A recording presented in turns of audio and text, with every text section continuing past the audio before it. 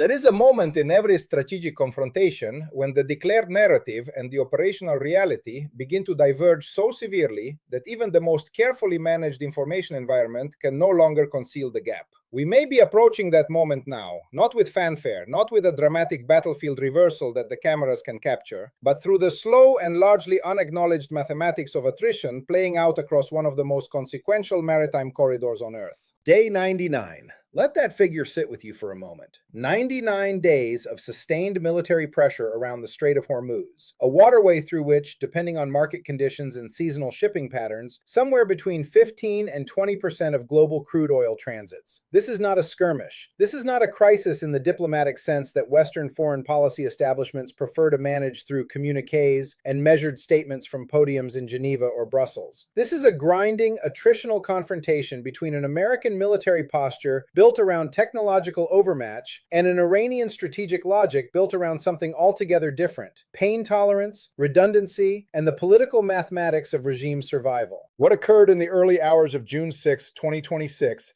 needs to be understood not as a single dramatic exchange of fire, the kind of event that fills a news cycle for 48 hours before the next crisis absorbs the public's attention, but as one data point in a much longer and more consequential strategic sequence. 4 Iranian one-way attack drones launched from the southern coastline, directed at maritime traffic in the strait. All 4 intercepted before reaching their targets.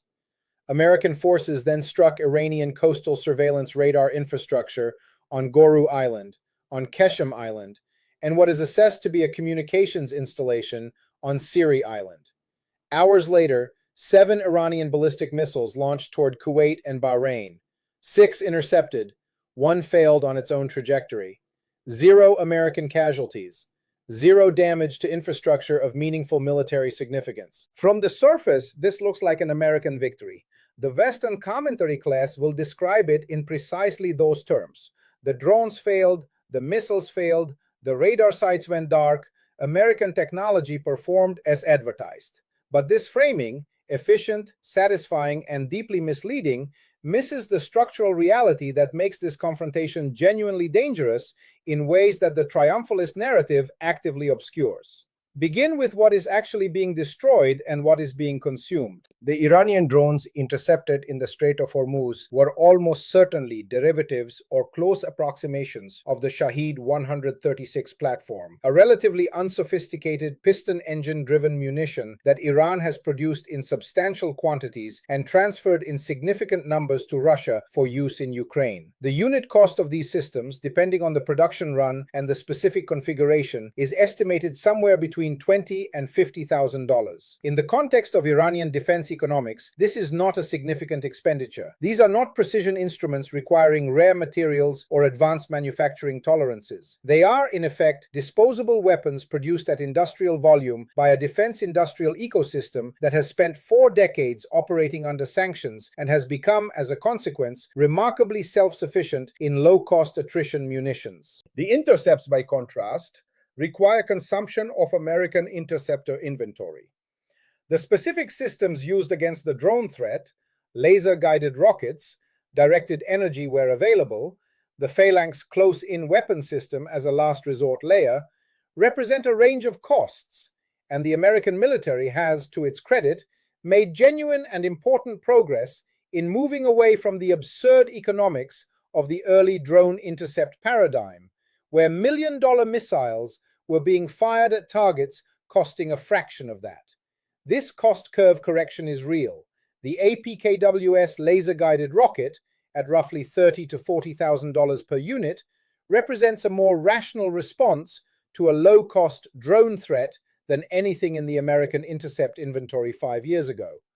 But the ballistic missile threat is a different equation entirely. 6 of 7 Iranian ballistic missiles were intercepted, reportedly by a combination of Aegis-based SM-2 and SM-6 interceptors, Patriot PAC-3 batteries, and terminal high-altitude area defense assets. These are not cheap systems. The SM-2 family of interceptors runs well over $2 million per round. The PAC-3 missile segment enhancement is in a similar cost range. THAAD interceptors are more expensive still. Against an Iranian ballistic missile that may have cost the IRGC $1 to $2 million to produce, the intercept-to-target cost ratio remains problematic. Not catastrophically so in a single engagement, but at operational scale and sustained tempo, the arithmetic becomes genuinely concerning. And this is precisely what the senior advisor to the new supreme leader, Mojtaba Khamenei, was communicating when he appeared publicly and stated that Iranian missiles are unlimited while American intercept capacity is exhausted. The statement was immediately mocked in Western commentary for its apparent absurdity. 6 of 7 missiles had just been destroyed after all. But the mockery reflects a failure to understand the strategic logic being employed. He was not describing yesterday's exchange. He was describing the structural logic of attrition over time. Consider what the destruction of those radar installations on Guru and Qeshm actually represents in the longer operational picture. American forces track the coastal surveillance infrastructure that gives the IRGC situational awareness over the strait, the eyes and ears, as the military framing goes, that allow Iranian forces to track, identify, and target maritime traffic. This is a meaningful tactical achievement. Without that sensor picture, the IRGC's ability to conduct coordinated maritime harassment operations is degraded. The targeting chain from identification to engagement becomes slower, less precise, and more dependent on alternative collection methods that carry their own vulnerabilities. But here is what the tactical success cannot conceal. Iran has had decades to prepare for precisely this kind of systematic degradation of its sensor architecture. The IRGC does not operate a centralized, fragile command and control system analogous to what American planners would recognize from their own doctrine. It operates a deliberately decentralized, redundant, and in many cases physically dispersed system specifically designed to absorb attrition without catastrophic failure. Destroying a radar installation on Qeshm Island is operationally significant. It is not strategically decisive. The deeper question, one that virtually no Western analysis is asking with appropriate seriousness, is what happens to American operational capacity in this theater as the campaign extends. The United States military is not operating from a position of infinite reserve. The carrier strike groups rotating through the region carry finite magazines. The Patriot batteries, the THAAD systems, the Aegis destroyers. These assets require maintenance cycles, resupply, and rotation. The defense industrial base that produces the interceptors being consumed in this campaign is operating under constraints that became visible during the Ukraine conflict and have not been resolved. Production rates for high-end interceptors remain well below the consumption rates that sustained peer-level conflict would generate. This is not an argument that American forces are on the verge of collapse in the Persian Gulf. They are not. American military power in this theater remains formidable by any reasonable measure. But the claim that this confrontation is sustainable indefinitely at current tempo without meaningful cost to American strategic reserve reflects the same kind of willful optimism that has distorted Western strategic analysis at multiple critical junctures over the past 2 decades. The Iranian strategic calculus, properly understood, is not primarily military. It never was. What the IRGC is attempting to demonstrate through this campaign, the drone harassment, the missile salvos, the harassment of commercial shipping, is not military victory in any conventional sense. Iran cannot win a direct military confrontation with the United States. This is a fact the Iranian leadership understands with complete clarity. What they are attempting to demonstrate is something more specific and more strategically significant, that the cost of American presence and enforcement in this region is non-trivial, that it is sustained, and that it imposes real burdens on American strategic capacity that accumulate over time. Every intercept consumed is an intercept that must be replaced. Every deployment of high-end American air defense assets in the Gulf is an asset not available for other contingencies. Every week of sustained operational tempo in this theater is a week that carrier strike groups are not available for the Indo-Pacific, where the structural challenge to American strategic primacy is by almost any measure more significant than anything Iran can generate. The Iranian senior advisor's statement about unlimited missiles and exhausted THAAD was not a battlefield assessment. It was a message to Washington about the strategic logic of a prolonged confrontation, a logic in which Iran absorbs significant tactical losses while imposing gradual but cumulative costs on the American military system. Whether that logic is ultimately correct depends on factors that will take months, perhaps years, to resolve. The blockade, the sustained American and coalition effort to restrict Iranian maritime commerce and intercept the roughly $500 million per day in oil revenue that previously flowed through these waters to the Iranian government, is the actual center of gravity in this confrontation. This is what the drone launches and missile volleys are fundamentally about.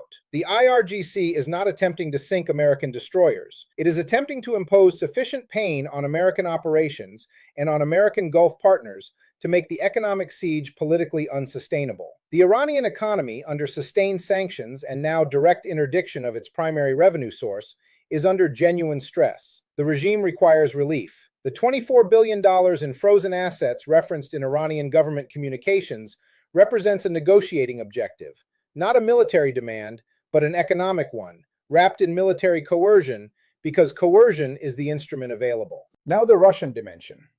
On the same night that these exchanges unfolded over the Strait of Hormuz, Russian forces launched approximately 450 drones and 45 missiles against Ukrainian territory, one of the largest single-night strikes of the entire conflict, killing 4 and injuring approximately 80. This is not a coincidence of timing. It is a demonstration of coordination in strategic pressure, even if the coordination is informal and opportunistic rather than formally synchronized. The Shahed 136 derivative that Russia is deploying against Ukrainian cities shares design DNA with what Iran is launching over the strait. The production ecosystem is connected. The tactical lessons learned from Ukrainian air defense performance against these systems flow back to Iranian operators through channels that are documented, if not always publicly acknowledged.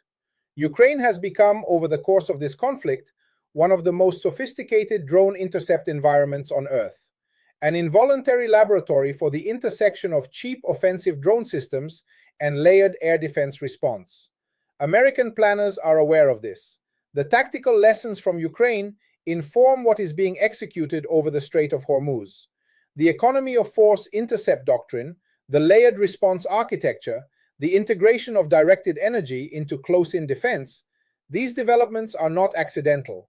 They reflect lessons bought at significant cost in Ukraine and applied in the Gulf. But there is a structural reality that neither the Ukrainian nor the Gulf theater fully resolves. The industrial capacity required to sustain attrition at this scale across multiple simultaneous theaters against adversaries willing to absorb enormous tactical losses in pursuit of strategic objectives places demands on the American and allied defense industrial base that have not been met. Production of key interceptors and munitions remains well below what this conflict environment requires. The gap between consumption and production is a fact, not a speculation, and it is one that American defense planners are dealing with in classified settings, while the public narrative remains focused on the impressive performance of the systems currently in theater. There is a technology demonstration occurring in this conflict that deserves serious attention, separate from the operational scoreboard. The integration of loyal wingman-type autonomous platforms, systems like the Air Force's Collaborative Combat Aircraft Program, or what has been loosely described in public reporting under the designation relevant to standoff loitering munitions, with crewed platforms like the F-15E and F-35 variants, represents a genuine evolution in the teaming concept that American air forces have been developing for years.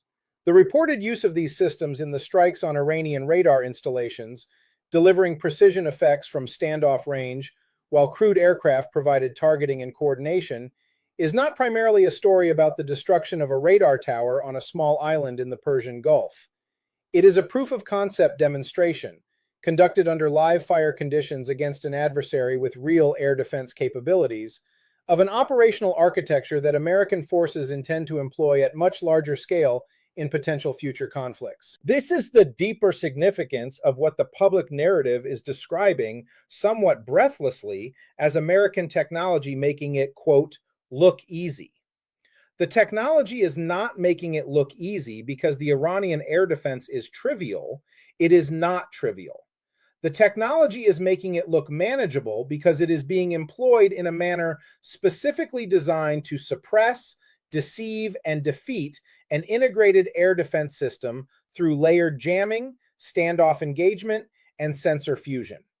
The EA-18G Growler's role in the electronic fight, degrading Iranian radar and communications until the picture goes dark before the kinetic strike arrives, is the kind of capability that separates American air operations from what most of the world can execute.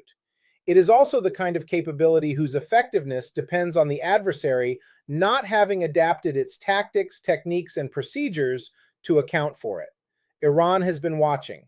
Russia has been watching. China has been watching. The export value of a live-fire demonstration of American systems performing against a real adversary is not lost on anyone paying attention.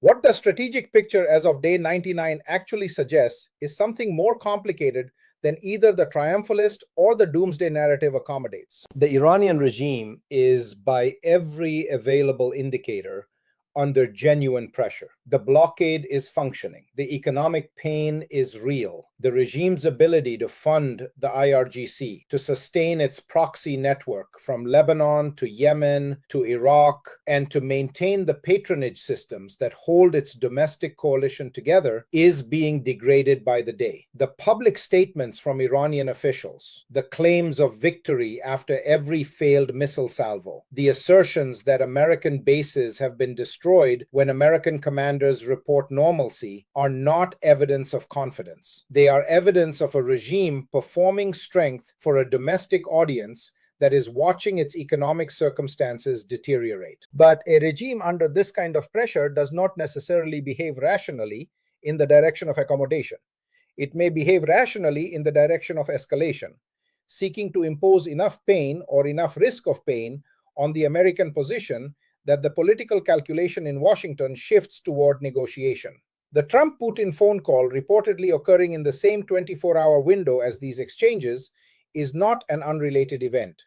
The diplomatic and the military are operating in parallel, with each exchange of fire and each intercepted missile changing the parameters of whatever negotiation is or is not occurring behind the scenes. This is where the public narrative, focused on the impressive technology, the intercept rates, the cost curves, most severely misrepresents the actual situation. The question is not whether American forces can continue to shoot down Iranian drones and missiles. They can. The question is what political objective is being pursued, how close the current trajectory is to achieving it, and what the escalatory risks are if the trajectory fails to produce the desired outcome before something breaks in a direction that none of the parties intend. A regime running out of economic oxygen has fewer incentives for restraint, not more. The chips being swept off the board before they can be cashed are chips belonging to a player who, at some point, may decide that the rules of the game as currently constituted are not serving its interests and attempt to change them in ways that the current American operational posture is not fully prepared to manage. That is the reality that 99 days of exchanges over the Strait of Hormuz are actually pointing toward. Not American technological triumph, not Iranian strategic resilience, but a confrontation whose endpoint is not visible from the current vantage point, whose escalatory pathways remain open, and whose resolution depends on political decisions being made in capitals: Tehran, Washington, Riyadh, Beijing, where the declared positions and the actual interests are not always the same thing. The drones fell, the missiles were intercepted, the radar sites went dark, and the next exchange is already being planned. End of script.